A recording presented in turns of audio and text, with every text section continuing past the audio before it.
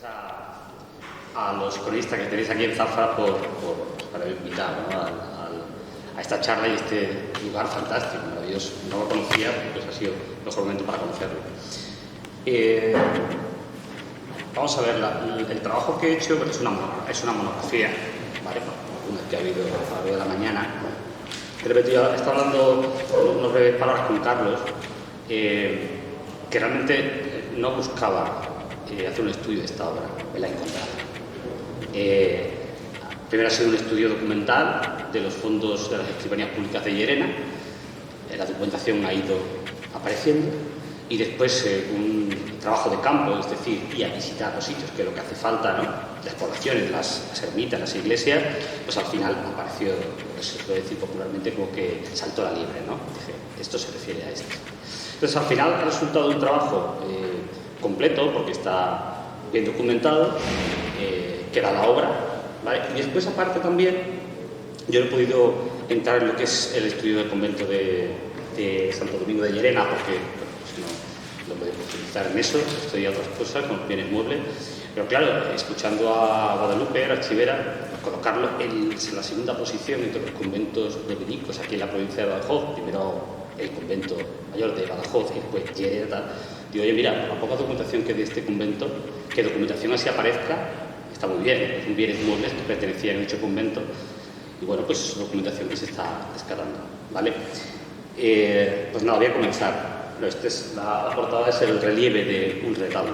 ¿Te acuerdas? El retablo que va a centrar esta comunicación. Por otro lado, el título, un retablo de Salvador Cristóbal Romero y el pintor Manuel Rodríguez, quizás debe incluir algo para mí importantísimo, que es el legado testamentario de la mujer que lo contrata, que es casi tan importante que la obra de arte en sí misma, porque sin ese legado testamentario y con ese impulso espiritual y religioso, estas obras no se podían haber llegado a hacer. Entonces ese aspecto sociológico creo que es importantísimo. Por eso lo voy a dedicar como parte del estudio de esta comunicación a esa parte.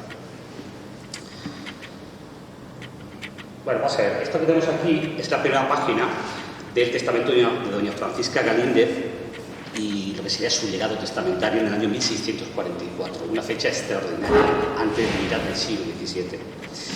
Por ser este año, otorga testamento a Francisca Galíndez en la escribanía de Gaspar Díaz de Aguilar en la ciudad de Llerena. En él hace anotar ser esposo de Alonso Herrero de Chávez, regidor perpetuo de la ciudad, es decir, un cargo importante en la ciudad. Un aspecto muy interesante del legado es que el matrimonio Herrero Galíndez hizo fortuna en el Nuevo Mundo y el capital invertido procedió de la dote entregada por su marido, a doña Francisca. Dice literalmente: declaro que los bienes y hacienda que tenemos y poseemos después de la dote que traje a poder del dicho Alonso Herrero de Chávez, mi marido, los hemos ganado y multiplicado en los reinos de Indias de su majestad y en esta ciudad, y según las fundaciones, mandas y legados aquí contenidos de mi presente, me viene a tocar mucha cantidad. Y el continuo. Como gran número de indianos extremeños, los Herrero Galíndez lograron enriquecerse y buscaron la forma de devolver parte de esa fortuna a su lugar de origen, a Llerena, con una fundación, en este caso familiar. Pero además, esta se convirtió en una herramienta de ostentación social, tomando un espacio privilegiado en el convento de Santo Domingo de Llerena.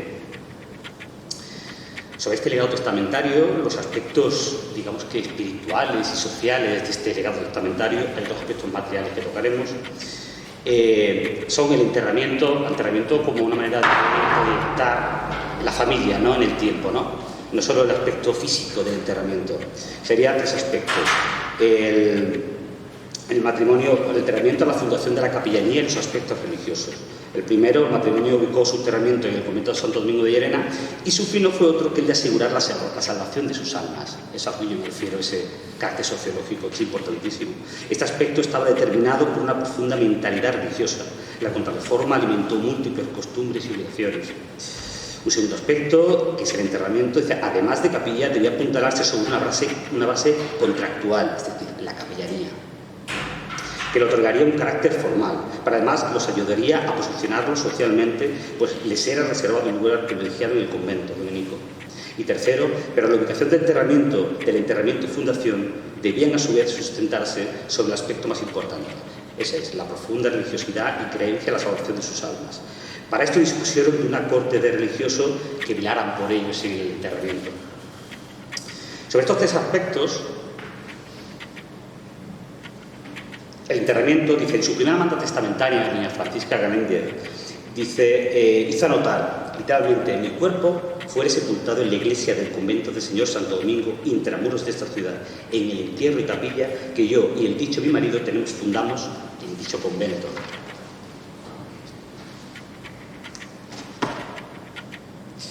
Así, Francisca Galíndez pidió ser enterrada en un espacio de la iglesia del convento, seguramente en una de las naves laterales, que lo tenemos aquí. Esto es una representación, bueno, es un plano real más avanzado en el tiempo, por supuesto, pero podemos ver aquí las secciones, ¿no? Lateral, transversal, este es el plano, ¿no? Pues imagínate, debe ser una de estas tapias laterales, ¿no? Tipo, sería aquí, ¿no? Y si está en la iglesia, eso es por aquí. Una capilla lateral de la iglesia. Pero se enterrara en un espacio de la iglesia del convento dominico, seguramente una de las naves laterales. Su enterramiento estaba, por tanto, vinculado a la fundación de la capilla. Pero habría que dirigirse a la manda testamentaria 12ª para saber que toda su familia debía ser enterrada en dicha capilla. Dice literalmente, y en esta capilla y entierro se han de enterrar mis descendientes y del dicho mi marido, el cual ha de ser por todos los días de su vida patrono de ella, y después los que nombraré el dicho mi marido. Un segundo aspecto sería la propia capellanía, ¿no? Lo que es el documento contractual, ¿no? Dice, en la novena manda testamentaria, doña Francisca ordenó fundar una capellanía junto a su marido, es decir, un acto que se materializó en un documento contractual entre la administración de la parroquia, en este caso de la iglesia, y el matrimonio. Dice, es mi voluntad de fundar, como por presente fundo, una capellanía perpetua servidera en la capilla de mi entierro, sita en la iglesia de dicho convento de Santo Domingo de esta ciudad de Llerena, de 20.000 reales de principal. En la capellanía dispuso que el principal de la fundación, es decir, el presupuesto, fuese de 20.000 reales de millón. A continuación dispuso el ordenamiento de los capellanes. El capellán principal debía ser Francisco Galíndez, hermano de la fundadora. Este debía cobrar 1.000 reales de millón al año y entre sus obligaciones estaba la de realizar tantas misas rezadas como cumpliere con los 1.000 reales por las almas de los fundadores. Además, en las misas debían ser rezadas en el altar, dice, y el dicho capellán ha de decir las dichas misas en el altar de nuestra capilla y entierro de dicho convento de Santo Domingo, con su responso. Continuando con el ordenamiento de capellanes que debían atender dicha capilla, dice, todos miembros de la familia. Además, estableció, continuando con el ordenamiento de capellanes, como segundo nombró Antonio Galíndez, su sobrino, y tercero a Simón, hijo de María Pilar, sobrina de la fundadora, todos de su familia. Tras esto siguió nombrando otros tantos capellanes de la familia y además estableció las condiciones para atender la capilla. Y por último, a falta de sucesor para atenderla, mandó que se nombrara al clérigo más pobre y virtuoso de la iglesia mayor de la ciudad. Dos aspectos habría que destacar. Por un lado, la elección de lo que hemos leído, la elección y ordenamiento de los religiosos que debían atender la capilla respondía a criterios principalmente endogámicos. ¿Por qué digo esto de endogámicos? Esto era algo propio de esta sociedad, porque debían asegurarse el sustento y manutención de sus familiares. Por otro lado, la capellanía debía tener un carácter perpetuo. La cuestión de perdurar la memoria de los difuntos era un aspecto sociológico propio del periodo ya barroco. El tercer aspecto fue el de la salvación de las almas, ¿no? Algo propio de una sociedad imbuida por una profunda religiosidad, es que el fiel debía asegurar la salvación de su alma y para esto recurría a esa fórmula. Este es el caso que nos ocupa. Doña Francisca Galíndez dispuso ser acompañada por una agrupación de religiosos, mandar misas rezadas, etc. Toda una serie de obligaciones espirituales que le permitiría alcanzar esa salvación del alma. De este modo hizo anotar ser acompañada en el momento de su entierro por un nutrido grupo de religiosos, y dice literalmente, dice, que acompañen mi cuerpo los señores curas y clérigos de la Iglesia Mayor Santiago, capellán mayor y capellán del Señor San Juan Bautista y las comunidades de los tres conventos del Señor San Francisco, San Sebastián y Santo Domingo, y las hermandades de la Limpia Concepción y Madre de Dios, y por todo se pague la limosna acostumbrada. Por último, se aseguró mandar unas misas rezadas al altar privilegiado y que fuesen realizadas por los religiosos del propio convento. Dice, mando se digan en el dicho convento del Señor Santo Domingo, en el altar privilegiado de ánima, por la mía 50 misas rezadas, y salgan con su responso a mi capilla y entierro, las cuales precisamente mando las digan los religiosos de dicho convento y no otro sacerdote alguno. El carácter espiritual y religioso era fundamental. O sea, leyendo el testamento se ve claramente esa entrega espiritual que tenía ante la religión, ¿no? Ante la creencia y sobre todo ante el Santo Domingo de Guzmán, ¿no? La orden. Los aspectos materiales del testamento, el legado testamentario de doña Francisca, antes de pasar a lo que es la propia obra, son breves, pero son concretos, lo suficiente para asociar la obra conservada con el testamento. Los aspectos materiales serían lo que sea la propia tumba y el retablo. Antes de proceder a la descripción de las condiciones materiales de la capilla, hay que puntualizar que estas toman su impulso por estar diseñadas a honra y gloria de Dios nuestro Señor, ¿no? La cuestión es de suma importancia. La profunda creencia religiosa de los herrerugalindes es el factor principal y último de su fundación, todo por honra de Dios. De este modo, la obra de arte estuvo condicionada a las aspiraciones espirituales del momento y de sus fundadores. Por aquel motivo, a honra y gloria de nuestro Señor, se requirió que el diseño de la capilla y el enterramiento tuviera el adorno y decencia exigibles para honrarlo. O sea, es tremendo el testamento y el volcado en lo espiritual que había en aquella época, ¿no? Vamos a ver, los aspectos materiales de este testamento son breves, como he dicho, y estos aspectos materiales de la capilla y enterramiento no son muy descriptivos. Sin embargo, ha permitido identificar la obra artística entre los retablos conservados en Llerena. Doña Francisca Galíndez solicitó expresamente que es mi voluntad se haga en ella una tumba y retablo del señor San Ilfonso de imagen de medio relieve de escultura y dorado. Del mismo modo, conocemos que la obra debía ser encargada por su marido, quedando así su contratación a disposición de dicho mi marido. O sea, su marido quedaba a disposición de ir a contratar la obra, de buscar a los artistas, que no era cosa menor. A disposición de dicho mi marido. Por último, también ha permitido conocer el modo en que se financió dicha obra. Dice, y la mitad de todo lo que costare se pague de mis bienes. Porque la otra mitad, según tenemos comunicado, la ha de pagar el dicho mi marido de los suyos. Vamos, que lo pagaron entre los dos.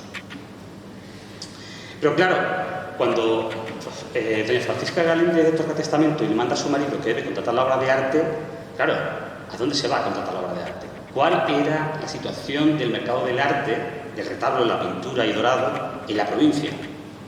Es un mapa un poco... no he encontrado alguno, faltan poblaciones, ¿no? De Zafra radicada muchísimo. Pues tan solo eran dos los focos del arte del retablo. Vamos a ver, había artistas de retablo en más poblaciones, pero importante, grupos importantes, ¿vale? Dice, con lo que esto conllevaba, ¿no? Es decir, la talla, el dorado y la pintura.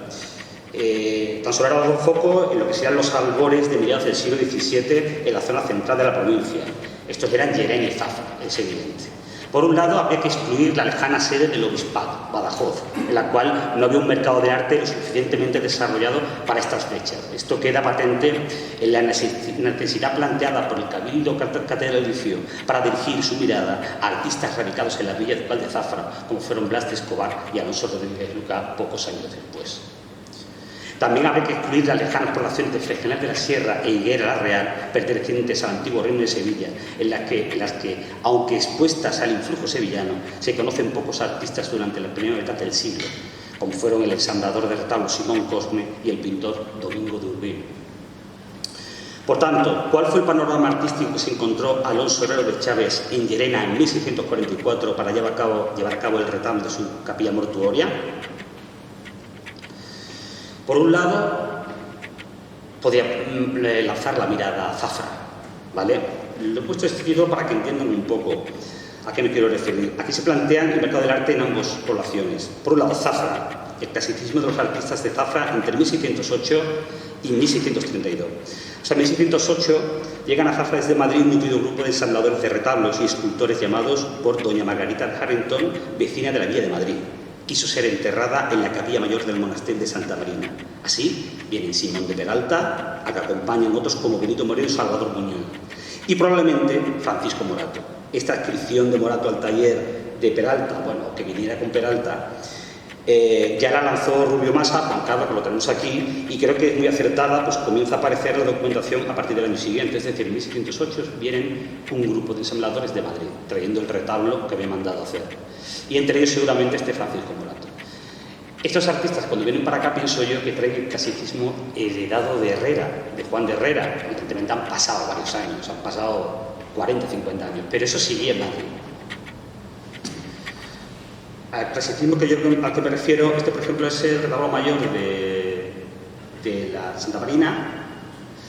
Este por ejemplo ya es de Francisco Morato y Salvador Muñoz, 12 ellos que vieron con según de Peralta. Esto es una copia actual del siglo XX del retablo mayor desaparecido de Almendralejo, completamente clasicista, no hay curva, no hay rotura de parlamento. Por ejemplo, fíjense en este Salvador Muñoz en Salvaleón, es absolutamente clásico, o sea, es clásico. Este, por ejemplo, se conserva en una capilla lateral en el convento de Santa Clara, ¿vale? Salvador Muñoz, 1617, muy clásico también, aunque ya comienza a haber ligeros cambios porque ha avanzado un poco en el tiempo. Otro artista que estaba en Zafra, que no vino de Madrid, sino que vivía en Zafra, pasa que no averiguó de dónde procede, es Juste García, que hizo el retablo mayor de Elizabeth Montemolín, también absolutamente clásico. No hay curva, no hay rotura, no hay movimiento, es absolutamente clásico. Así, desde 1608, que llegaron Simón de Peralta, estos otros artistas, hasta al menos 1632, se dio en Zafra un periodo riquísimo del arte que dio una gran cantidad de obras de retablos, esculturas, pinturas, etc. Sin embargo, con el fallecimiento documentado de Francisco Morato en 1628 en Mérida y la desaparición de Juste García en la documentación, y el último testimonio de Salvador Muñoz de la provincia, concretamente de Llerena, en 1632, se da por finalizado un periodo de esplendor en Zafra para el retablo, que volverá cuando venga la Plaza Escobar de Sevilla. Pero el mercado del arte en ese momento en Zafra, a partir de 1632, no era muy bollante. Y, por tanto, Alonso de Herrero de Chávez no tenía mucha capacidad de decir, y a Zafra, un retablo, no había artistas disponibles. Por tanto, ¿cuál era la situación del arte en Llerena en 1644? Que digamos era el foco más cercano que tenía Alonso de Herrero de Chávez para contratar la obra. Este periodo histórico de la primera mitad del siglo XVII apenas ha sido estudiado.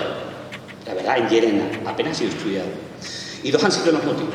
Uno, la total atención sobre la figura de Francisco de Zurbarán, que claro, ha desestimado la investigación sobre otros artistas, lógico.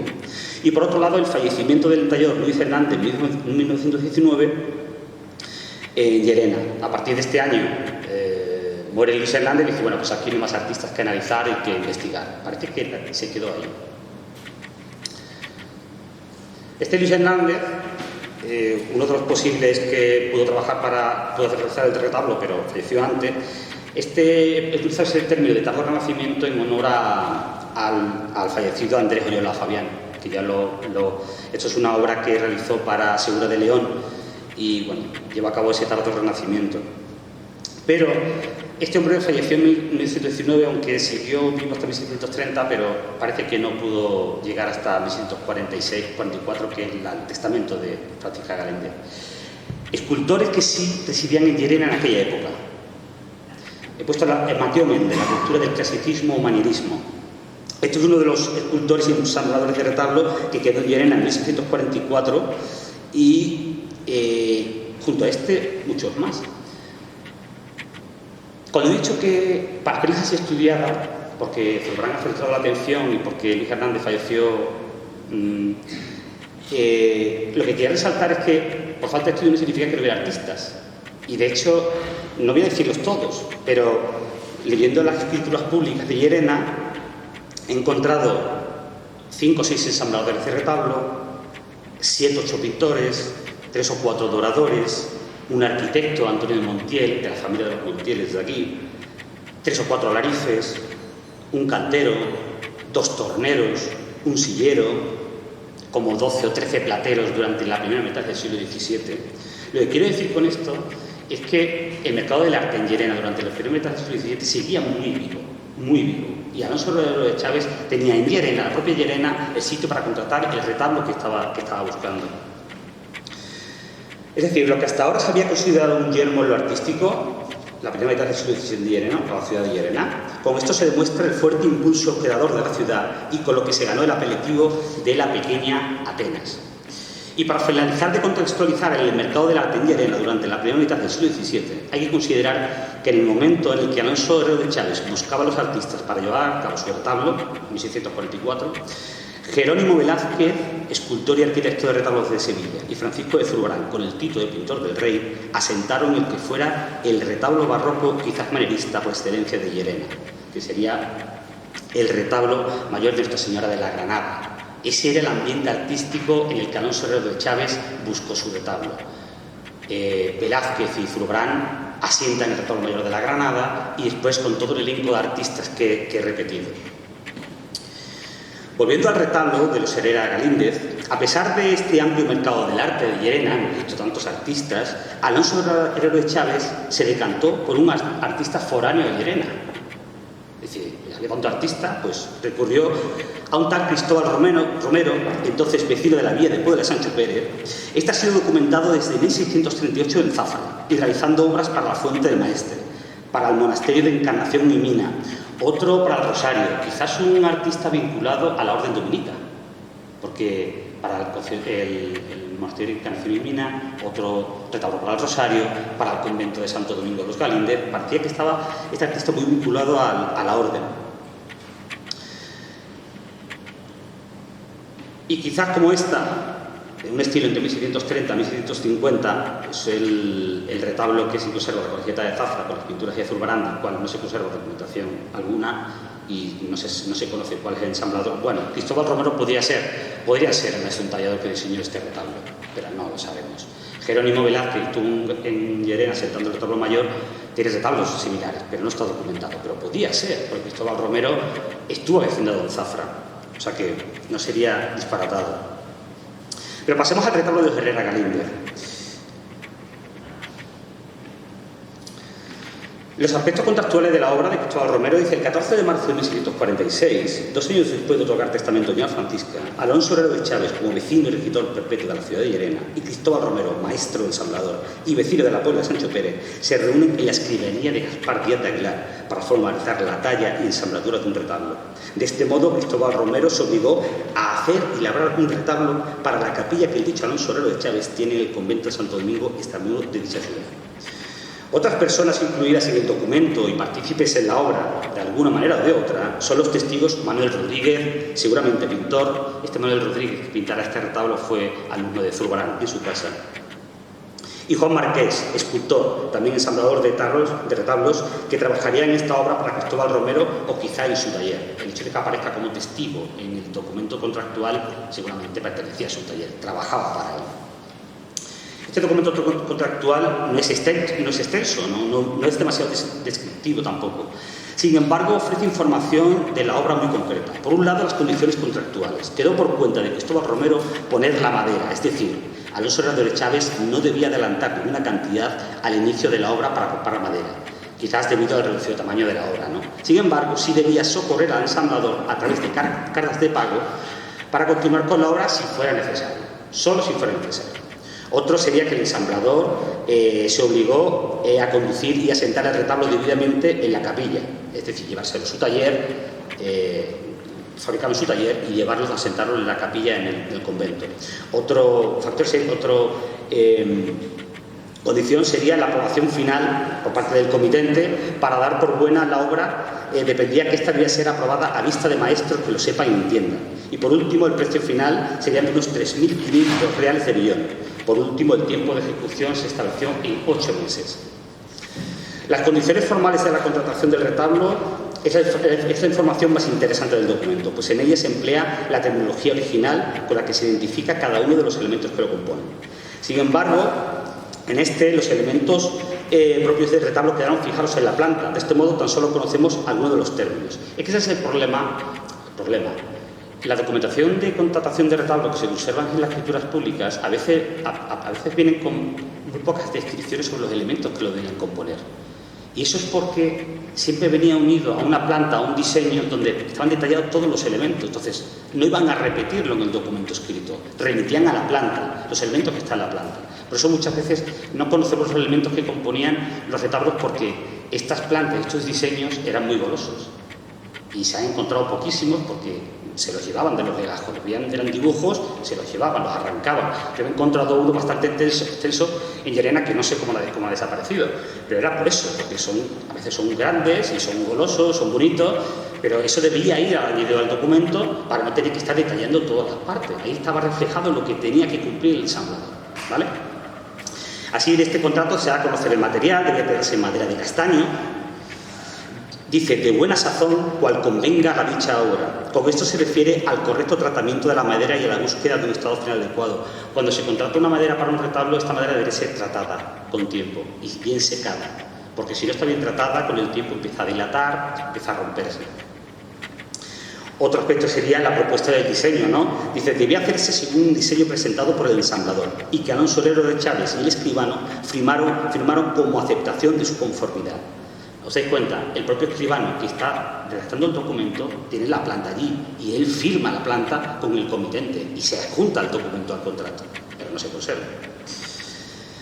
Dice, aceptando su conformidad, ambos, ¿no? Dice literalmente, la cual hará conforme a la traza que está firmada de los dichos otorgantes y de mi escribano. O sea, el ensamblador debía cumplir lo que estaba en la planta. Sin embargo, no podemos saber si fue un diseño propio del ensamblador o ajeno. Es decir, que Cristóbal Romero cogió esta planta pues, procedente de Sevilla, de otro sitio, y que no fuese un diseño propio, sino que copió de otro, ¿no? Otros aspectos del contrato citan el arco que volvía al retablo, por ejemplo. En este caso es un arco así donde debe ir embutido el retablo. Cristóbal Romero debía dar guarnición a la bóveda y lados de la capilla, referido al hueco, ¿no? Otro aspecto del contrato dice los propios elementos que componen el retablo. El primer elemento que comienza a detallar es evidente, que es el aspecto más importante, es el relieve central que viene a la derecha, ¿vale? Este de aquí, que es el elemento principal iconográficamente y lo mejor de la obra. Es lo primero que se detuvo el contrato Alonso Herrero de Chávez, ¿no? Dice literalmente, debía ser una historia del bienaventurado San Ildefonso de medio relieve con todas las imágenes y demás circunstancias que son mejores para esta historia. Otra condición, dice, otro fue una moldura de ajallones por fuera de la capilla, quizá pudiese referirse a esto. La capilla se refiere al retablo, porque otros elementos de los que no se especifica el nombre, por ejemplo, requisitos que más convengan para el mejor adorno de dicha capilla, pero ahí se queda, pero no dice nada más, dice muy poco. Por último, la contratación de la pintura, dos años después, en 1648, aparece el documento de la contratación de la pintura al pintor Manuel Rodríguez, el 4 de mayo de 1648, ¿no? Se presentan Alonso Herrero de Chávez y Manuel Rodríguez, pintor de oro de Llerena, las que venían también de las partidas de Aguilar, para pintar y dorar el retablo del bienaventurado San Ildefonso en su capilla, situada en el convento de Fraile de Santo Domingo, extramuro de la ciudad. Del mismo modo que el contrato de la talla, intentó ver los testigos si había pintores y doradores, pero no identificó ninguno de ellos.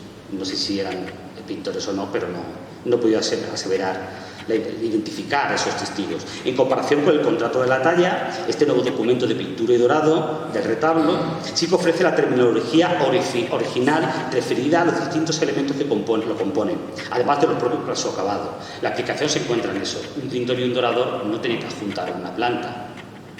El retablo ya estaba hecho, él tenía que, por escrito, detallar cada parte cómo lo iba a decorar. Dice, es muy interesante la terminología empleada, ¿no?, para referirse a aquellos aspectos relacionados con la pintura de los lienzos y el acabado de la madera del retablo. Asimismo, la enumeración de las condiciones responde al orden que debía seguirse en la segunda parte del proceso. Es que las condiciones detalladas por Manuel Rodríguez en el contrato, tú empiezas a leerlo y te das cuenta que es el proceso que él va a seguir para pintar y dorar el retablo. Ese es el orden que sigue él. Dice, primero, se iniciará con el mejor cerramiento de las partes ensambladas del retablo. Es lo que decía, la madera tiende a dilatarse, entonces tienen que cerrarlo. Esa rotura y esas fragmentaciones lo tienen que cerrar. Para ello se dispuso que las juntas y hendiduras del retablo se debían encañamar, encolar fibras de lino o cáñamo. Dice, con cáñamo y engrudo por la parte posterior, la parte de atrás. Y si fuera necesario, aquellas partes delanteras que hubiera de enlenzar, aplicar tiras de lienzo sobre juntas, grietas y nudo. De lo que se trata es hacer una preparación previa del retablo, para dejarlo completamente liso, sin saltos, sin roturas. Segundo, le seguiría el acabado de toda la obra. Así se dispuso que todo el retablo debía decorarse con el mejor material, con oro fino, para referirse a su pureza y sin aleaciones, con un buen color, sin que por parte alguna se vea en él cosa que no le excuse. Es decir, no vayas a ponerme material pobre porque si no, ya acabo, me queda nada. Meter al pobre porque si no, no cumples el contrato. El tercer paso fue el de tratar el tema central del retablo, el bajorrelieve. Este tuvo un acabado especial. Dice, tras una base de dorado, que es aquí arriba, debía ser acabado con colores finos y diferentes y grabarlo, sacando el dorado. Por último, una vez detallado el acabado del retablo, pasó a describir la ubicación de las imágenes, pinturas de lienzo. 2 en los tableros de las entrecalles, aquí, pero van a entender por qué no pueden ir ahí. Y sobre la cornisa, 3, desde aquí, el central con el tablero alto y a ambos lados 2 cuerpecillos, que se refiere a esto, 2 cuerpecillos, que él señalará el dicho Alonso de Chávez, donde debían ir las pinturas al óleo.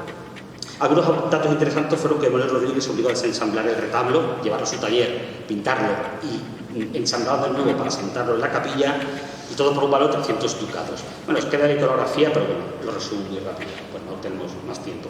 La iconografía, evidentemente, es básicamente dominica.